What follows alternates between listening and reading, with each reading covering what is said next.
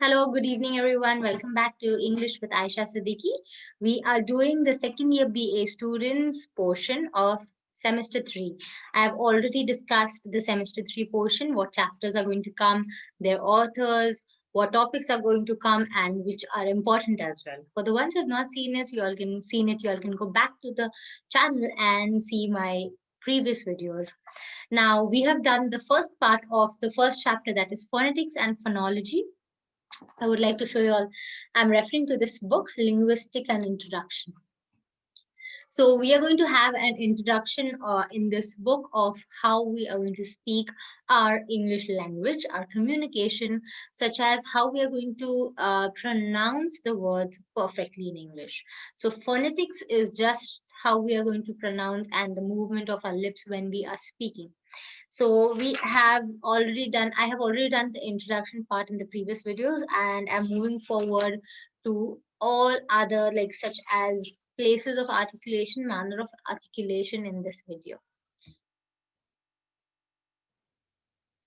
So here, I hope you all can see my video, the slides. So we are on this page right now. Let's see what is inspiration in language. The first one is diaphragm, external intercostal, coastal, abdominal muscle. Now, I know we are not doing science here, as this is actually sounding as if we are learning the body parts or the organs and we're doing science. But for English, also we require a little bit of science, that is the common sense science. So it's not that difficult if you're thinking why these diagrams and why this organs and all are coming. It's not that difficult. We are just only going to learn how these organs are required for us to speak in our vocabulary skills. Okay, so diaphragm, then external intercostal, that's rib up and out.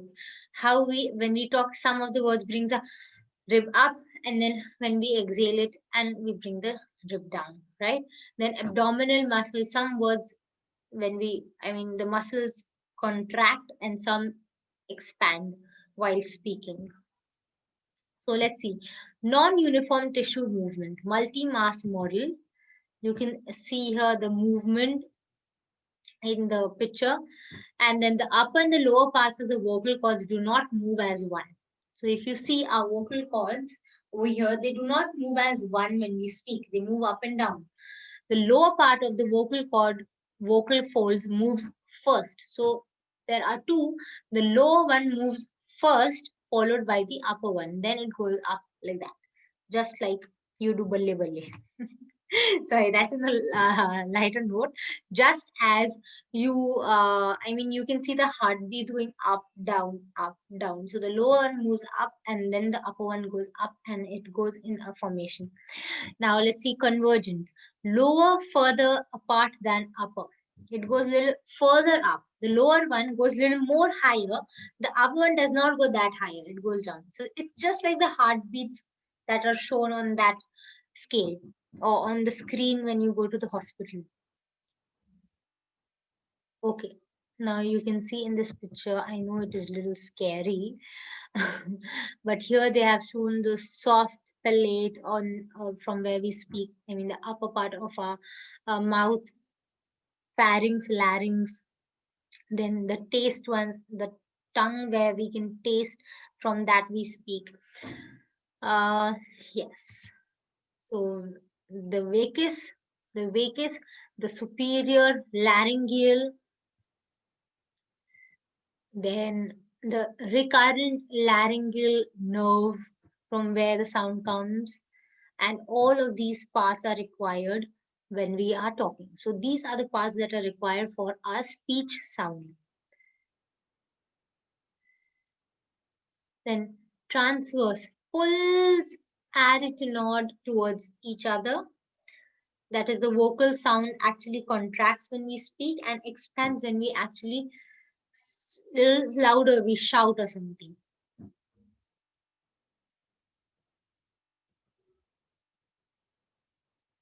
Okay. Now, basics of resonance. Source filter theory of voice production. How a voice is actually produced. How the filter theory goes. Filter, that is a vocal tract, pharynx, the oral cavity. Whereas the glottis produces a sound of many frequencies. Too many frequencies are there. The vocal tract selects the filters of a subset of these frequency for radiation from the mouth.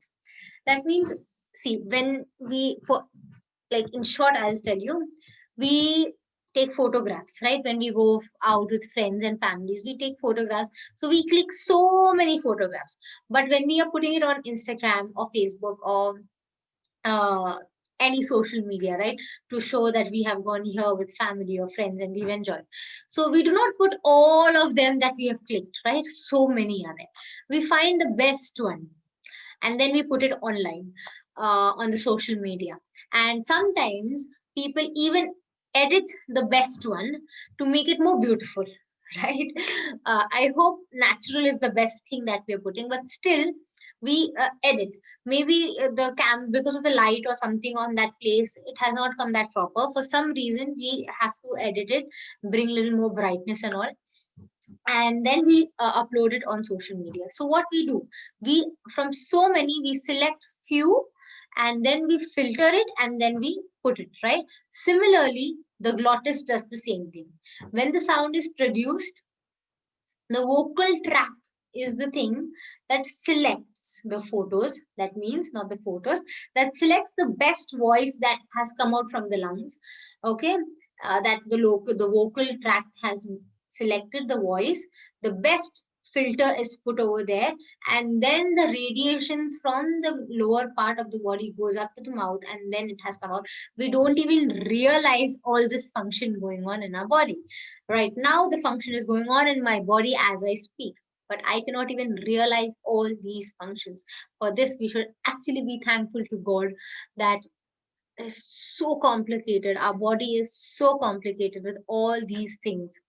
As we keep studying and educating ourselves deeper and deeper, we actually realize that God is above everything, as He's the one who has made us. And how are we so complicatedly made that it's so difficult to make another human being just like us? It's actually impossible to make this creation again, right? So this is actually the whole travel thing of the voice that is produced. So source, filter, theory of voice production. How the source, from the source it's coming, then it is getting filtered and then it is produced. Now, let's note something important. This theory states that the vocal folds produce the fundamental frequency, that is the pitch, the vocal tract. So the pitch of the sound is also selected according to our emotions, right? Suppose we are very sad and we talk very softly. So it is our brain that gives the indication to our body, and that is how it is selected, that the sound or the pitch of the sound has to be low or it has to be high. So when we are angry and we start screaming, that we should not do, but we start screaming out of no reason because of our anger, at that time the brain has given indication to our body parts, and that is how the filter has been selected and the pitch is very high. Let's see the formants.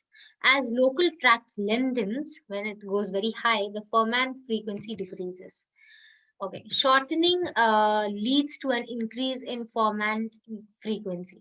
So whenever the pitch is low, the frequency is high. Whenever the frequency is high, the pitch is low. Some ways you can influence vocal tract length also. Lengthening, lowering larynx or lip rounding. Now, mostly when we are not rounding, if we are rounding and talking, we will not be able to talk very loudly, right? Suppose I'm talking about, oh, so these words cannot be done very loudly. Oh, how long I can do that, right? But if I have to shout like, ah, I can shout very loud. Ah, right now I'm not shouting it on the screen, of course, but I can shout very loud when I'm not lowering my, I mean, rounding off my lips. If I'm rounding off my lips like oh or ouch or something, it normally is very low in pitch, and therefore the frequency increases. But when we lengthen our lips or broaden our lips like ah, that time we speak, our pitch is mostly very high. Now, shortening, that is raising larynx or lips retracting. That means you can say it, ow. It's retracting, it's opening wide. So here you can see, now let's see the functions of tongue. Without tongue, it's impossible to speak, right? So we will see how scary the tongue is looking in this picture, right? So you can see the vertical, superior, longitudinal, inferior longitudinal, the lower tongue, the upper tongue. Then the muscles connected to the tongue on the left side of the picture, you can see styloglosses, hyoglosses, genioglosses, difficult words, right?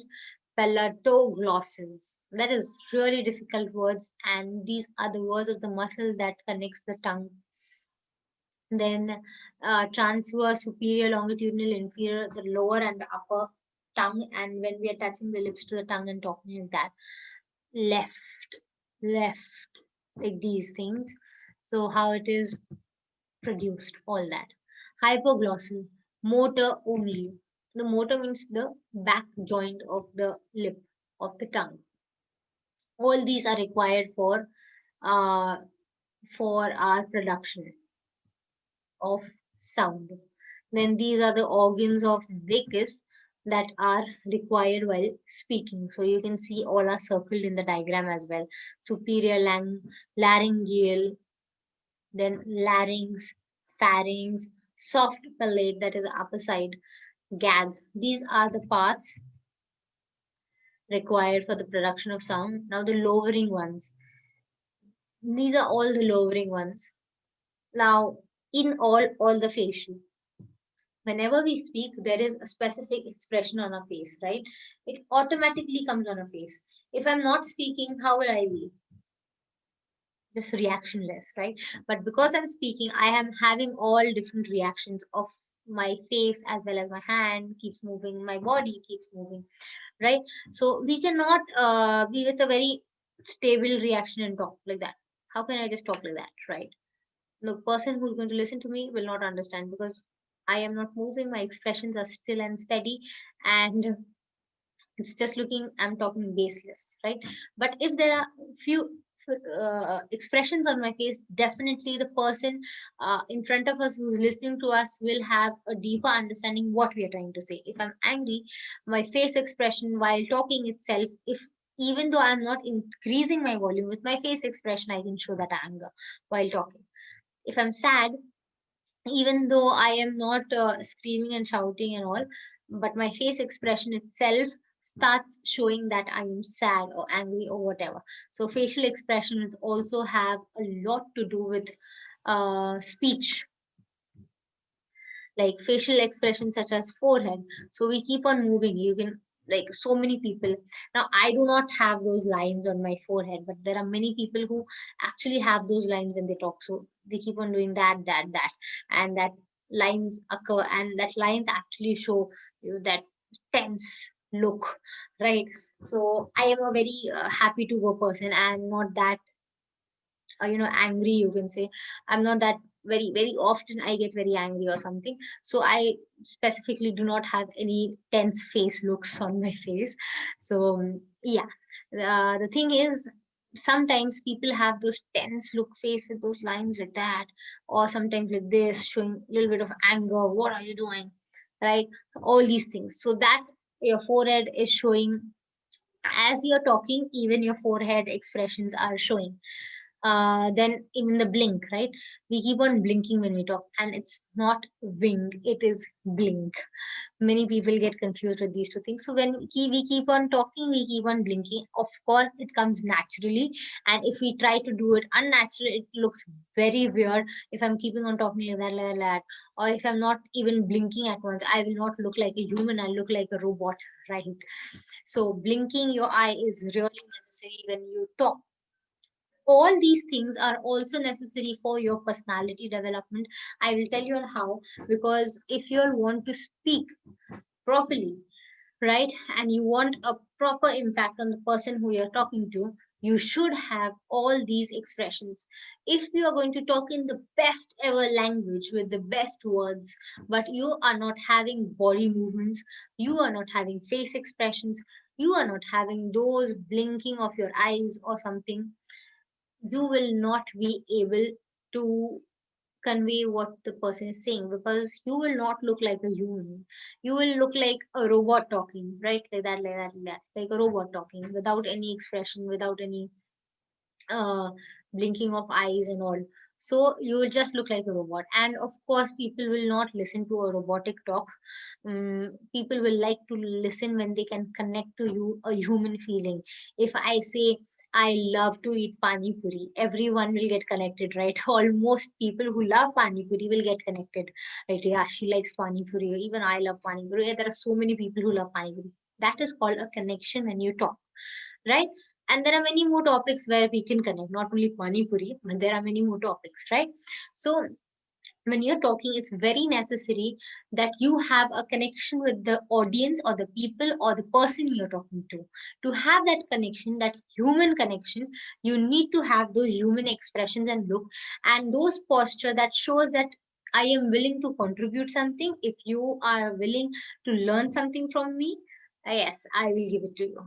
If I am the learning learner, so I am listening to you by behaving in a certain way. If I'm just like that or like that and acting very strange, so the person automatically who's teaching will lose interest of teaching, because we will understand the student is not interested to hear with all those expressions, right? So it's not a proper healthy conversation, right? So you want that, you have to have all expressions with your lips. Your jawline will have those different working styles, your forehead, your nose, your blinking of your eyes, everything. So this is a slide that shows that all the face expressions are required for your voice or your speech. Now, till here we have finished. This is phonemes, and this is the next topic that I'll be starting, but in the next video, not in this video. I hope you all understood what all we did in this video, and you all understood the topics, you all understood the parts, and why all these parts are required when we speak or voice production is there. And also in your communication skills, it's very necessary to keep your hands moving, to keep your body moving, to keep your expressions working. I hope you all understood this and benefited from the video. Please give it a thumbs up if you liked it, and also watch my previous videos wherein if you all have missed the videos, I hope you all will benefit from those videos as well, and give a like to those videos and keep learning something new every day. Thank you so much, everyone. Take care.